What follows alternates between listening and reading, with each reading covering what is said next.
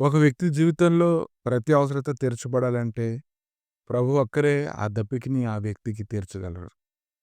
నెహెమీయ గ్రంథము 9వ అధ్యాయము 19వ వచనం. వారు ఎడారిలో ఉండగా నీవు బహు విస్తారమైన కృప కలిగిన వాడవై వారిని విసర్జింపలేదు. మార్గం గుండా వారిని తోడుకొని పోవుటకు పగలు మేఘస్తంభముగాను, దారిలో వారికి వెలుగుచుటకు రాత్రి అగ్నిస్తంభమును వారి పైనుండి వెళ్ళిపోక నిలిచెను.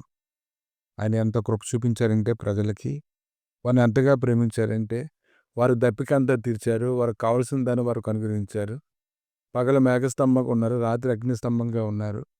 ప్రతి సమయంలోనూ కూడా వారిని ఎంతో ఎత్తుకొని వారిని ఎంతగానో బలపరిచారు.